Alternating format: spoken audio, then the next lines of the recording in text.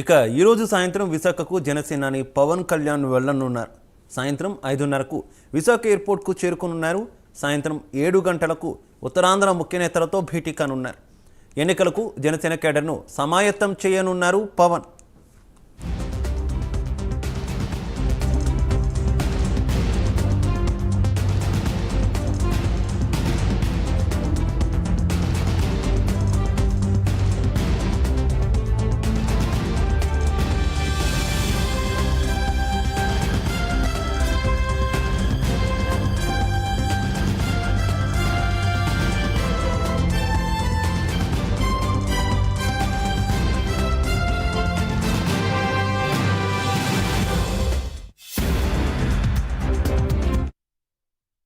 ఈరోజు విశాఖకు జనసేన అధినేత పవన్ కళ్యాణ్ వెళ్లనున్నారు. సాయంత్రం 5:30 ఆయన విశాఖకు చేరుకోనున్నారు.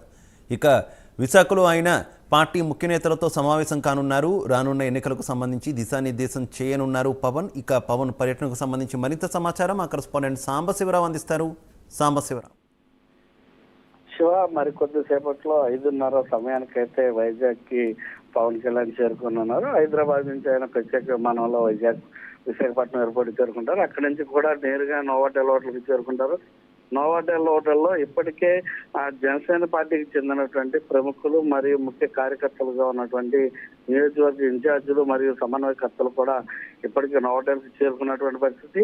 విమానాశ్రయంలో పవన్ కళ్యాణ్ కూడా భారీగా స్వాగతం పలికేందుకు కూడా ఇప్పటికే అక్కడికి నాయకులు అయితే చేరుకున్నటువంటి పరిస్థితి.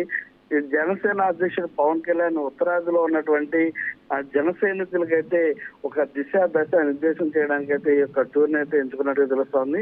ఈ టూర్ లో ముఖ్యంగా ఏదైతే క్షేత్రస్థాయిలో జరుగుతున్నటువంటి సమస్యలపైన కానివ్వండి, పార్టీ బలోపేతానికి ఇప్పటి వరకు ఎలాంటి కృషి చేశారో, రానున్న రోజుల్లో పార్టీ గెలుపుకి ఏ విధంగా కృషి ఉపయోగపడుతుందనే అంశాలపైన కూడా ఆయన చర్చించనున్నట్టుగా తెలుస్తోంది. మొత్తం మీద నియోజకవర్గాలకు చెందినటువంటి ఇన్ఛార్జీలు మరియు ఏదైతే సమన్వయకర్తలునో వారితో పాటు ముఖ్య నేతలందరితో కూడా ఆయన సుదీర్ఘంగా చర్చించనున్నట్టు తెలుస్తుంది. ఈ రోజు నైట్ అంతా కూడా, అంటే ఈ రోజు మనం 5:30 సమయంలో ఆయన అక్కడికి చేరుకుంటారు. 6 గంటలకల్లా 6 గంటల నుంచి కూడా ఈ యొక్క ముఖ్య నేతలతో ఆయన కంటిన్యూగా సమావేశం అవుతారు. ఈ సమావేశంలో పార్టీ అనుసరించాల్సినటువంటి విధి విధానాలపైన, పొత్తులో భాగంగా ఎటువంటి మెలకువలతో ముందుకెళ్లాలనే ఆలోచన విధానం కూడా ఆయన కార్యకర్తలకు దిశ నిర్దేశం చేయనున్నారు.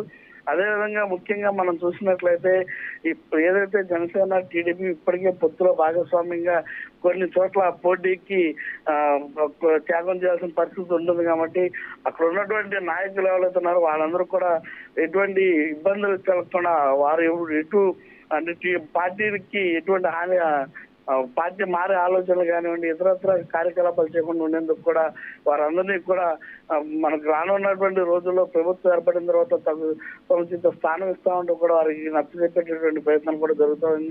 విధానం కూడా ఆయన చేయనున్నట్టు తెలుస్తుంది. మొత్తం మీద ఏదైతే జనసేన అధ్యక్షుడు పవన్ కళ్యాణ్ ఈ టూర్ ఏదైతే ఉందో, ఈ టూర్ లో ముఖ్యంగా పార్టీ బలోపేతానికి, అటు టీడీపీ జనసేన కార్యకర్తల సమన్వయానికి సంబంధించి పలు విషయాలను కూడా ఈ అన్నిటిపైన కూడా ఆయన సుదీర్ఘంగా చర్చించనున్నారు. శివ.